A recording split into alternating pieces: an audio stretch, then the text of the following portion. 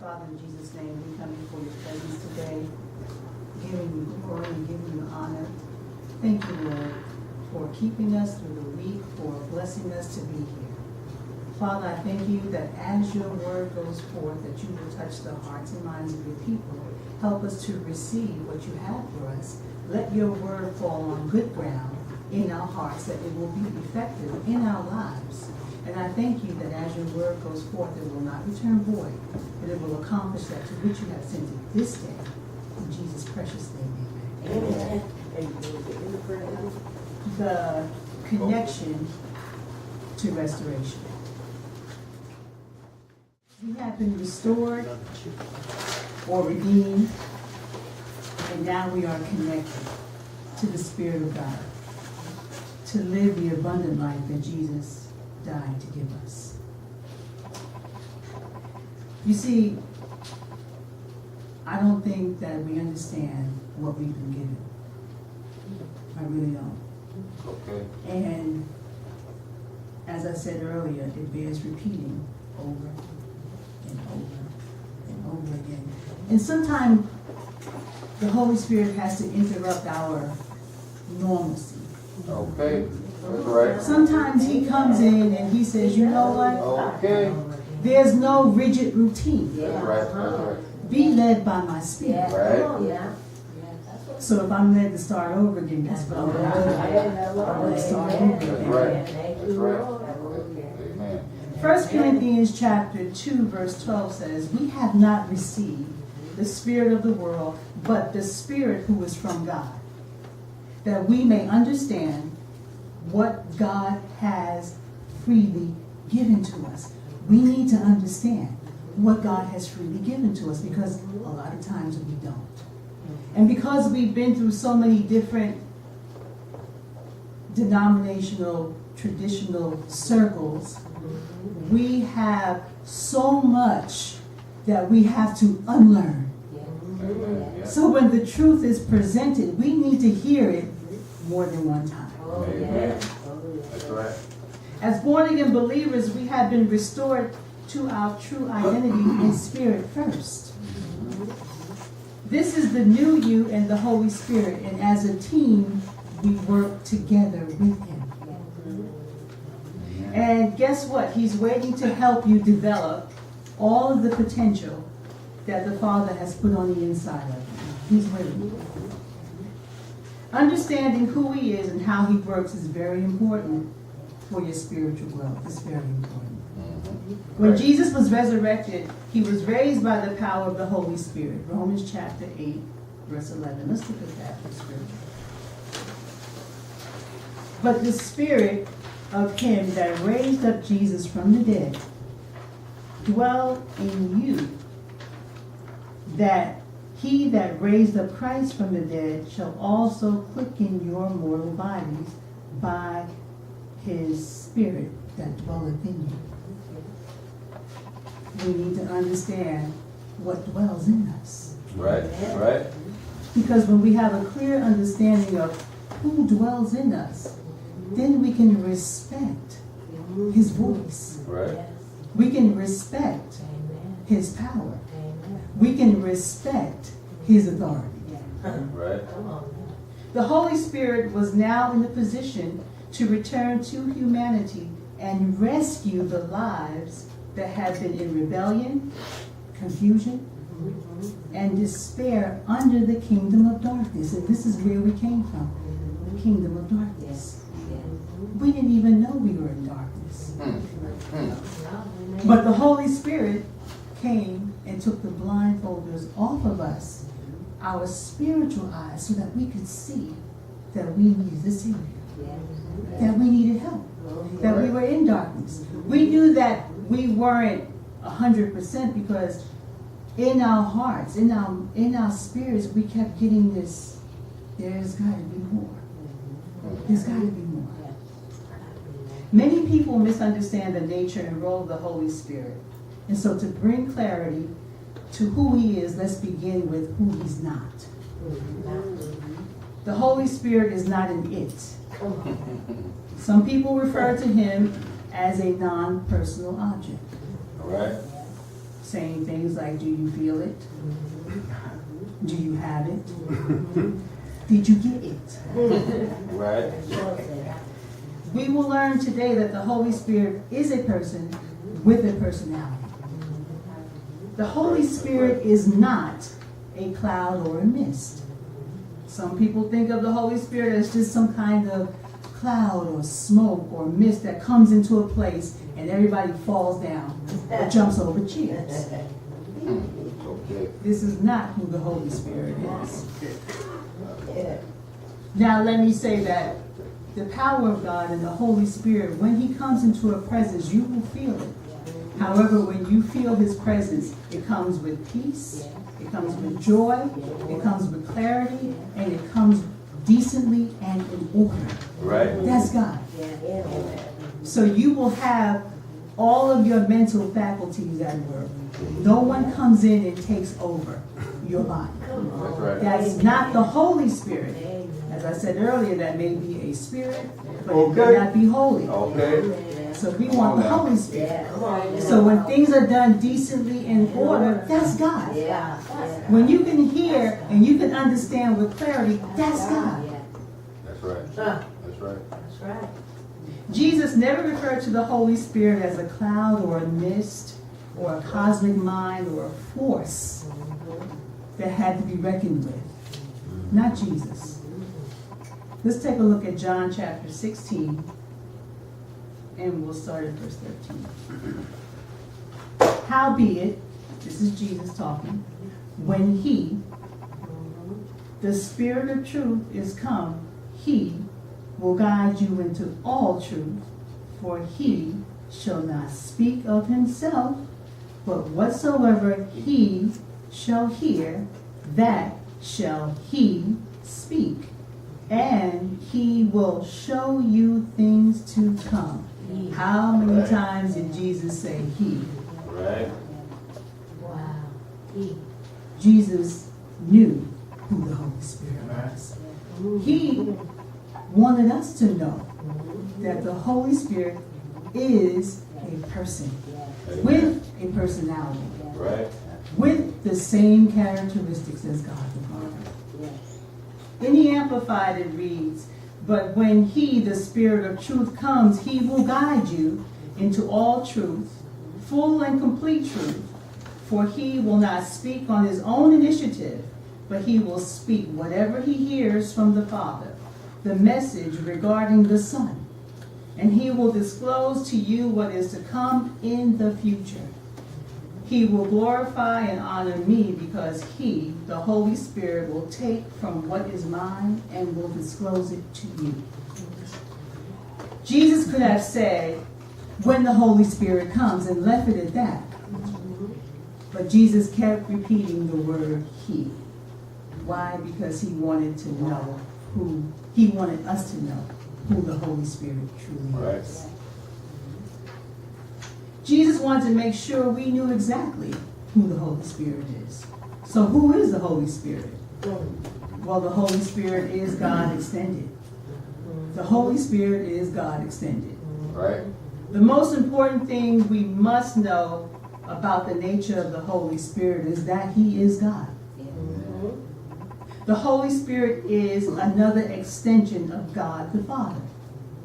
The Holy Spirit is God extended to a person and or situation to work the purpose and the will of God's kingdom in the person's life or circumstance.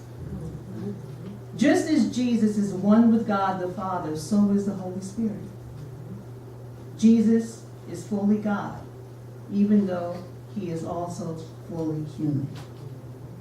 God the Son became Jesus of Nazareth for the purpose of His redemptive work in the world, to redeem mankind. The dual nature that Jesus had, it never diminished His oneness and equality with God the Father. It Right. never diminished that. Right. So let's look at Philippians chapter 2, and we'll start at verse 6. Who, being in the form of God, thought it not robbery to be equal with God. Verse 7, but made himself of no reputation, and took upon him the form of a servant, and was made in the likeness of men. In the likeness of men. In the Amplified, this very same scripture reads, who although he existed in the form and unchanging essence of God, as one with him, possessing the fullness of all the divine attributes, the entire nature of deity, did not regard equality with God as a thing to be grasped or asserted, as if he did not already possess it. Jesus wasn't trying to be who he already is. He knew who he was. So many believers are trying to be believers when you don't have to try. Right. Just be. That's right. When we let the Holy Spirit be who he is in us, then we can be who God has called us to be without trying, without working, without trying to please God, because we don't have to. You know why? Because the Holy Spirit is in us, and he's our counselor, and he's showing us, and he's giving us the information that we need. It's not coming from us. It's not our ability. It's his ability in us. Amen. Jesus wasn't afraid of losing who he was. But he emptied himself without renouncing or diminishing his deity, but only temporarily giving up the outward expression of divine equality and his rightful dignity, meaning he set aside his divine godliness, his throne. He put it aside. For who? For us. Right. Because we were the ones that needed redemption.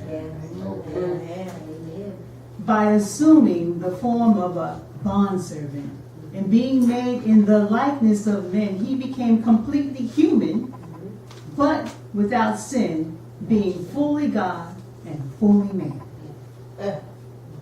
It would take a good theologian to confuse that. Come on now. Or to make you think Right. that God isn't who he says he is. Right. The scriptures should show you that God is the source of everything. Jesus is equal with God, even though he is distinct in personality and function from God the Father and God the Holy Spirit. The Bible tells us that Jesus was sent from the Father through the Holy Spirit. Luke chapter 1 verse 35 reads, "Then the angel replied to her, Mary, the Holy Spirit will come upon you, and the power of the Most High will overshadow you like a cloud. For that reason, the holy, pure, sinless child shall be called the Son of God." The word Father in relation to God is not the common natural way that we think of our natural fathers. When we think of father, we think of someone who is greater or older. But when it comes to the Father, God is not older than Jesus Christ or the Holy Spirit. God is eternal. So is the Son, and so is the Holy Spirit. Eternity has no age, no time, no distance, just pure spirit. Eternal. So the word fathers, the word Father as it relates to God being the source of everything. That's why the Son came out from the Father. Then the Holy Spirit came out from the Son. So the three work together, even though they're distinctly different in personalities. That's why he could say, "Let us make man in our image." Right. Likewise, the Holy Spirit is God, and he is equal to the Father and the Son. Let's take a look at John chapter 4, verse 24. God is a spirit, and they that worship him must worship him how? In spirit and in truth, right? Let's take a look at John chapter 14, verse 16. Jesus said, "And I will pray to the Father, and he shall give you another comforter, that he may abide with you forever." So Jesus spoke of the Holy Spirit as another counselor, as a comforter. who will continue his work on earth in us. Let's look at John chapter 15, verse 26. But when the Comforter is come, whom I will send unto you from the Father, even the Spirit of truth, which proceeded from the Father, he shall testify of me. We see that both Jesus and the Holy Spirit proceeded from who? The Father. To accomplish the work that needed and still needs to be done in the earth realm. Jesus was sent by the Father to redeem us. The Holy Spirit was sent by Jesus to empower us to live our lives now according to the kingdom of God. Jesus Christ cleanses us, the Father forgives us, and now the Holy Spirit, he can renew us. Yes. Yes. Thank you, Lord. The Holy Spirit has a distinct personality and a characteristic, and his will is distinctly different, Yes. but still God. Right. He is the third person of the Godhead because he is an extension from God the Father. The Holy Spirit is our teacher, he is our guide, and he knows us intimately. He knows us. He knows us. Yes. There's nothing Yes. that we can hide under the Come table. on. Okay. There's nothing that we can say, oh, he can't see. Oh, yeah. He knows us. Yes, he does. Oh, This is nothing to be ashamed of, but this is something to thank God for. Thank God for it. That he knows us because he loves us. Yes. In spite of the good, the bad, and the ugly. Come on, man. He loves us past all of that. Yes. Yes. Why? Because he is an extension of God the Father. Come on. Right. So I think that we should understand Come on. what he does and who he is in our lives. Right. I think it's very, very clear of his love for us. Yeah. So there's nothing that we have to hide from him. We can be who we are. And when we need help, we can call him. Yes. Okay. Come on, man. I don't have to pick up the phone and call you, but I Right. can talk to the Holy Right. Spirit. Right. Okay. I can talk to the Holy Spirit about you and me Right. and everybody else. Yeah. The Holy Spirit is our teacher and he is our guide. He is aware of the good, the bad, the ugly because of where we came from. So don't be ashamed of where you came from. Right. Thank God that you're not there anymore. Right. Right. Thank God that you're not there Right. anymore. Amen. Thank you, Lord. Don't be ashamed of the thinking that you had, because now you can be renewed in the spirit of your mind. Right. By who? The Holy Holy Spirit. Spirit. Right. Now you can be renewed. That's right. And in order for us to have a real relationship with him, we must first understand the value and the gift that God has given to us. We must first understand that. That's right. We can't go from A and jump all the way to B without getting A first. Right. We have to get the foundation first. The Holy Spirit has spiritual senses, which is part of his personality. He has spiritual senses like we have natural senses. Right. You see, we have established that the Holy Spirit, he is a person, Right. because Jesus made that very clear. Right. The Okay. Holy Spirit also receives the same honor as God. I'm gonna do that. You see, it's very important now to understand this because Jesus makes a statement about the Holy Spirit that many religious denominations have taken out of context and caused fear to grip the hearts and minds of God's people, and people in general. Jesus made a statement about the consequences of blaspheming the Holy Spirit. Let's take a look at Mark chapter 3, verse 29.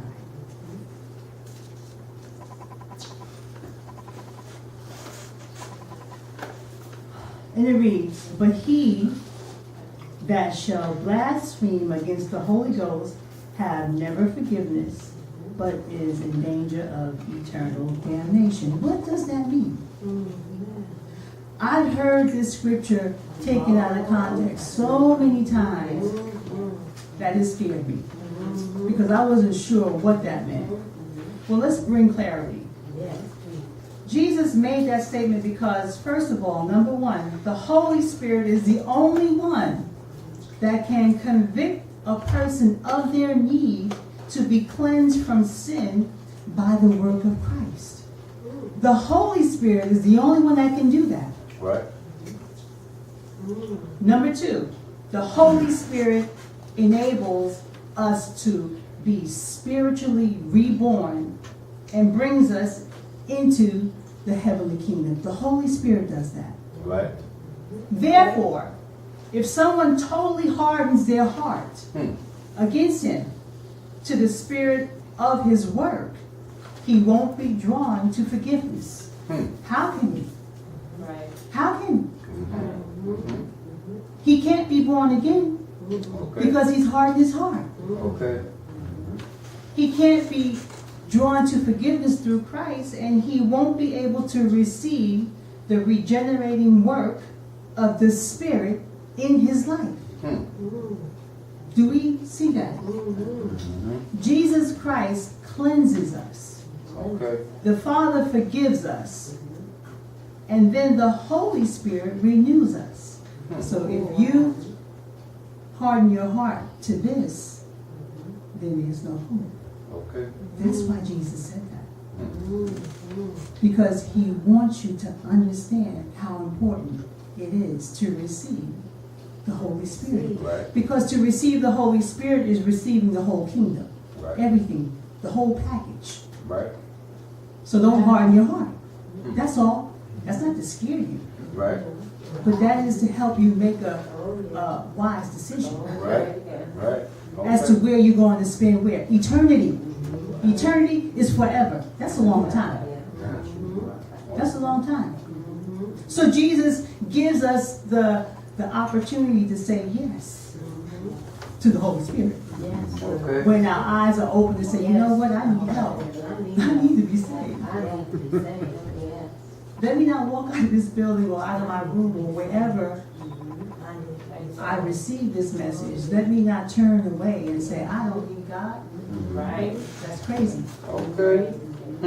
Come on now. So we all see this, right? So there's no more confusion about blaspheming the Holy Spirit. Not no more. Wow. The work of the Holy Spirit in our lives is amazing. We have the Counselor and the Comforter Okay. living on the inside of us. Okay. What does the world have? The world wants what we have. However, we have to make them want what we have. Jesus said, you're the salt of the earth. So the world has to look at us and say, Dad, they got something going on over there. I want that. But too many of us, the world looks at it and say, I don't want that. Because we're fighting amongst ourselves. Right. Amen. Right. Who wants that? Amen. They're already doing that. Amen. They don't need to come to church for that. Amen. See the difference? Right. That's the work of the Spirit. That's not your ability. That's God's work in you. Yes. He gives you the ability to live out this life. Yes. The extended God is residing within us. The extended God is residing within us. And that's powerful. And that's amazing. And it really can't get any better than that. That's right. Jesus told the disciples, he said, I have many things to say to you, but you cannot bear them all now. Okay. Meaning, you won't be able to understand this with your natural mind. Guess who you need? You need the Spirit. You need the Holy Spirit. Right. So then he lets his disciples know, but don't worry, I got you covered. Let's take a look at John chapter 16, verse 13. Howbeit, when the Spirit of truth is come, he will guide you into all truth, for he shall not speak of himself, But whatsoever he shall hear, that shall he speak, and he will show you things to come. Let's read verse 14 together. He shall glorify me, for he shall receive of mine, and shall show it unto you. Verse 15. All things that the Father hath are mine. Therefore said I, that he shall take of mine, and shall show it unto you. This is who we have on the inside of us. Okay. Amen. Understand what you have been given. The Holy Spirit is truly a gift. Yeah. Yes, it is. And he is your connection to restoration in the kingdom of God. Did we learn something today? Oh, yeah. Give Jesus a hand. Yeah.